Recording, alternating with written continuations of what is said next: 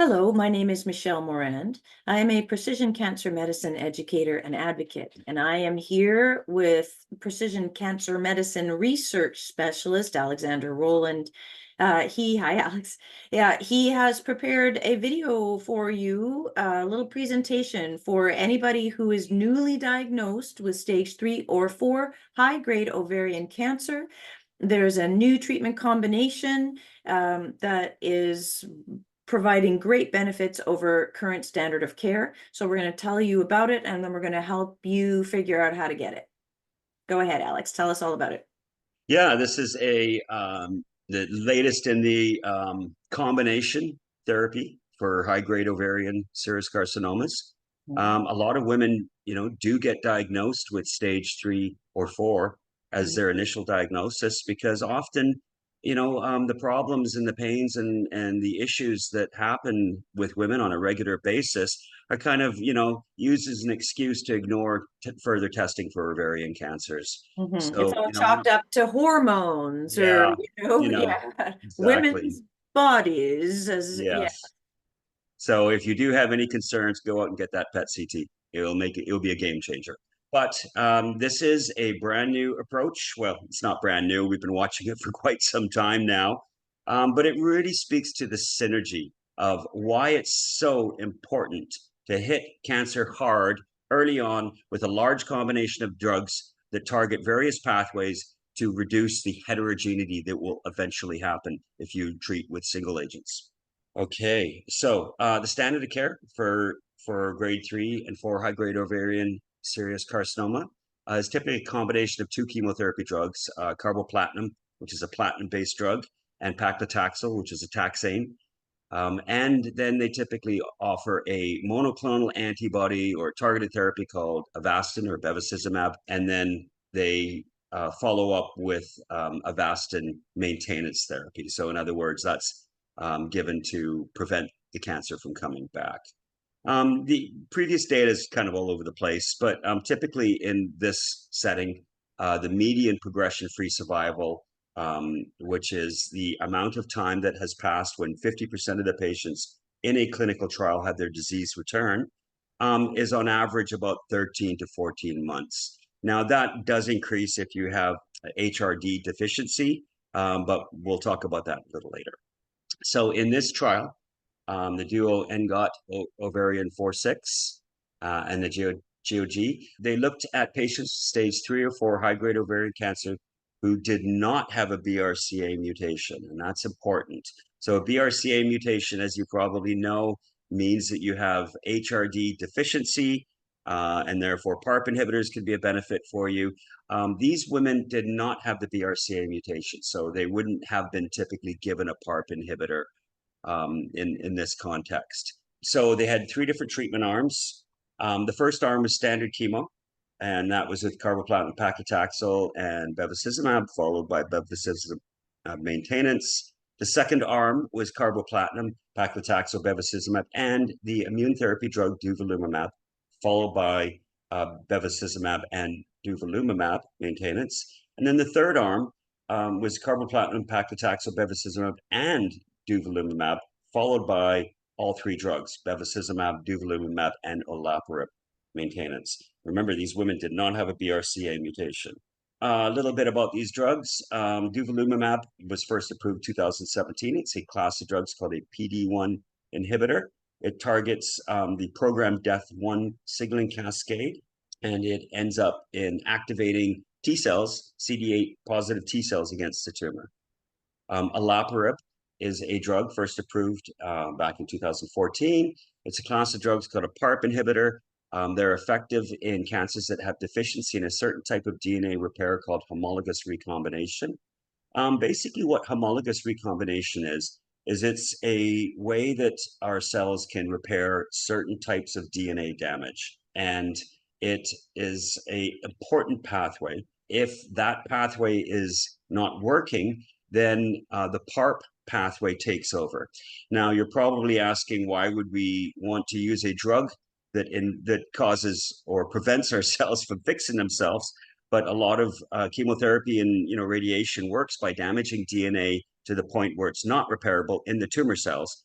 And if you have, if you have homologous recombination and you damage the DNA, then the Parp pathway gets turned on. So if you have a Parp inhibitor, then and homologous recombination, it prevents your tumor cells from ever repairing their DNA. So when cells are unable to fix DNA mutations using this pathway, they're classified as having homologous recombination deficiency, or HRD. So in this study, the final progression-free survival, which is obviously the time that patients are on treatment until 50% of them have their cancer returned, in this study demonstrated a significant progression-free survival benefit. So with the first line, Durvalumab plus paclitaxel, carboplatin, bevacizumab, followed by Durvalumab, bevacizumab, and Olaparib, which was arm 3, provided patients with a 25.1 month of progression-free survival. In this particular trial, the control, which was arm 1, actually resulted in a 19.3 months. And so that's larger than historical, and that's probably because this particular trial had patients with some HRD deficiency. I'll talk about that in a minute. So importantly, for the group of patients that had HRD, now remember, they weren't BRCA 1 or 2 deficient, which is the classic gene that they usually test for HRD. In this particular case, they looked at other genes involved in HRD, which is a good thing to do. In this group that had HRD, they achieved a significant benefit from the triplet combination. For the patients who were tested for and had HRD, the standard chemotherapy arm resulted in a progression-free survival of 23.3 months, which is what we would expect for patients with HRD. The 13 months was the average for patients who don't have HRD. And patients with HRD respond much better to chemotherapy, obviously, because they have a harder time fixing the repairs caused by the cisplatin and taxanes.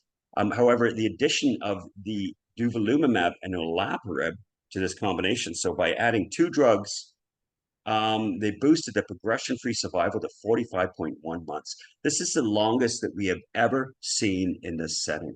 So 45 months of cancer-free time for patients with, stage 3 or 4 high-grade serous ovarian, unheard of. This is a game changer. Well, this study is from 2015, but it shows that up to 50% of women with high-grade ovarian serous carcinoma have defective HRD status. And so, this would provide a significant benefit to those patients. However, even as you can see, even if you don't have HRD status, the combination was still beneficial. It just wasn't quite as beneficial as if you did have HRD mutations. And a key point here is that if we look at this graph that you're sharing, we see really how few folks with this HRD issue have the BRCA1 and 2 mutation versus all the other mutations that can influence that as well. Yeah, and now, this is an older study. Tumor DNA sequencing wasn't as effective or efficient back then. It says here that, BRCA somatic mutations are 3%, and BRCA2 somatic mutations are 3% as well. We see like 30, 40% in most cases of cancers having one or these mutations or some sort of alteration. The germline BRCA germline mutation is 8% and 6%. Is pretty accurate. That's typically what we see. But the somatic mutations is what's really changed. We see that in most cancers. I would say 40% of the tests we do have either a BRCA1 or BRCA2 alteration. That are not inherited is what Alex is saying here. The difference between somatic is happens over a lifetime versus an inherited. Just in the tumor cells, yes. So point is, so far what we're picking up is BRCA1 and 2 inherited testing is not the only way that HRD status is. You should avoid inherited testing anyways. Get a tumor DNA test, and then if it does show up that you have a BRCA1 or 2 mutation, it'll be seen on the tumor DNA sequencing, and then you can get an inherited testing just for those one genes. Sure, Because but it it's may be not. other genes that are inherited. Yes, this is, well, for your interest, the best inherited mutations panel for cancer right now looks at 153 known inherited related genetic mutations. So point is, if you're just being tested for 1 and 2, that's not a very good inherited mutations panel. And what Alex is saying is that's even less relevant for you right now, if you are a cancer patient, than proper tumor DNA sequencing, because there's so many of these other genes that are not part of the inherited mutations panel that can indicate whether you have this HR issue and whether this combination will benefit you. Yeah, And exactly. as you're saying, that the faster you get started on the synergistic combination as opposed to sequential makes a Yeah. huge difference. That's four plus years. This needs to be the new standard of care Yeah. for any women with high-grade ovarian, regardless of their HR status. It needs to be the new standard of care. We need to get this message out to all patients with high-grade ovarian cancer. Yeah, the difference is significant, as you saw. Huge. Yes. Yeah. Okay, suggestions. So for high-grade ovarian serous carcinoma diagnosis, most HRD tests focus only on BRCA1 and 2 and are inherited testing and non-actual tumor DNA testing. Inherited testing, it means that the mutation is in all your body cells and it's inherited in your germline and you pass it on. Whereas tumor DNA sequencing only looks at the tumor and it looks at the mutations that are in the tumor that are different from your normal cells. Therefore, it's essential to get tumor DNA testing. And you want a tumor DNA test that looks at all of the genes involved with HRD. So not just BRCA1 and 2, you want to look at all of them. ATM, ATRX, ARID1A, BAP, CHEK1, 2, RAD. You also want to use a tumor DNA sequencing panel that looks at large deletions in genes. And you also want to use a tumor DNA sequencing panel that looks at variants of unknown significance. So just a summary here. If you have been tested for and have a BRCA alteration of any type, somatic or inherited, you have alterations in HRD. Ensure you get a combination would be beneficial. Yeah, exactly. So ensure you get thorough tumor DNA sequencing, at least 550 genes, and tumor DNA sequencing, obviously, that is highly detailed. So we did a video for everyone so they can tell whether their tumor DNA sequencing panel is adequate. And that's important because there are many tumor DNA sequencing panels out there. And some could completely miss your HRD. We see that a lot.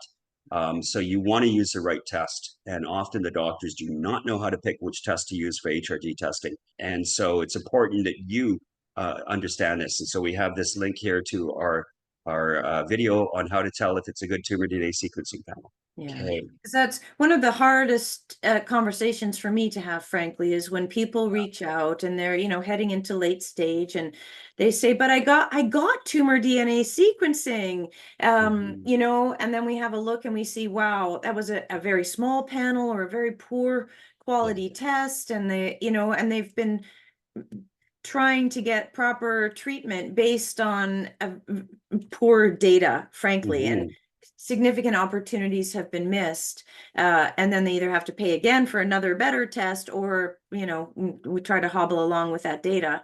So yes, find out what a good tumor DNA sequencing test actually means by looking at that video that Alex made, linked in the prior slide. Or if you just want somebody who does this, who lives and breathes this, to have a look at your case and make sure that every step that's being taken from this moment forward is the most advantageous for you, using the most current science and FDA-approved therapies, have a one-on-one consultation with Alexander, Rolland, and his team. You're also welcome to join my education and advocacy program. It's free. Lots of good information there about cancer in general and precision cancer medicine, about how to advocate for yourself successfully with your doctor and get the treatments you need. And of course, subscribe to the YouTube channel, stay informed. Feel free to leave a comment below this video and let us know what other videos you'd like us to make. What other topics are of interest to you right now? What are you struggling with and how can we help? That is the whole reason we're here, so let us know how we can help. In summary, though, there's a new combination here, folks.